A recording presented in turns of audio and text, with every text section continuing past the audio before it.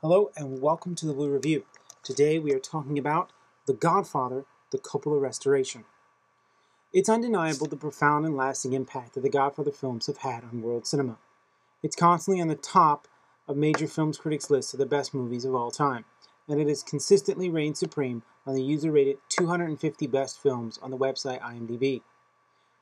What Coppola did with The Godfather would have such lasting effects on the film business that we're still in its aftermath some 30 years on. Like a giant earth-shattering hurricane, there is everything before The Godfather and everything after. But it's not just because of the first film. Had Paramount stopped short of the second installment in the saga, things may be different. The impact would still be felt, but on a much, much smaller scale. When the sequel was released, it was like two major stormfronts combining in an all-out tag team match that took down its competitors with total lack of emotion or effort. The two films in conjunction with each other form more than just a simple tale. It becomes an epic tragedy that has captured the hearts and minds of millions for more than 3 decades. It has spawned thousands of various products, from Godfather t-shirts or other clothing to the best-selling video games of a few years ago. When the third film in the series was finally realized by Coppola, almost 20 years after he had started working on the first movie, many audiences were shocked. It wasn't the powerful film of epic redemption that they had expected. In fact, it was just a tale of the ultimate loss, that of your own soul.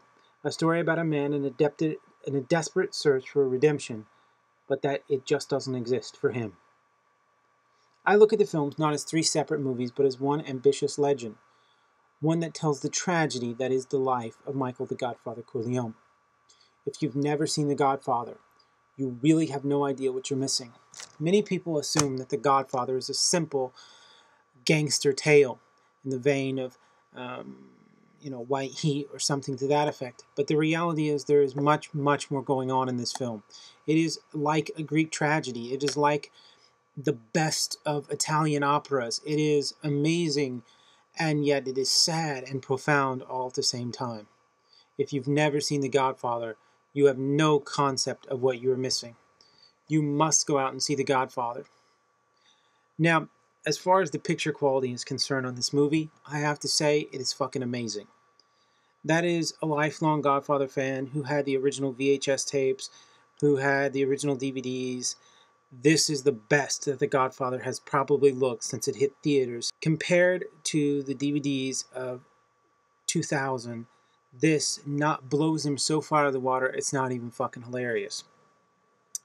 The picture quality on this is not exactly perfect, and I don't want to give off the impression that this is the best Blu-ray that has ever been released, but it is the best version of The Godfather that has ever been released, and that is saying something.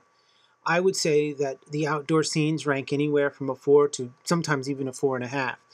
The inside scenes, though, suffer a little bit. The fact of the matter is the entire film has a sepia hue to it, and that sometimes turns the inky black colors that you expect to find in the best high-def releases into somewhat of a murky brown.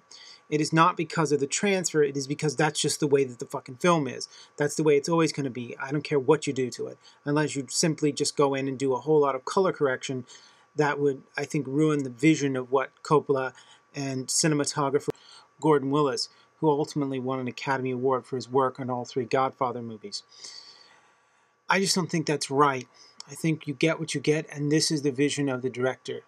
Ultimately, the Godfather films form one of the greatest sagas in the history of film, and you should all go out and check it out and get it on the Blu-ray. Peace.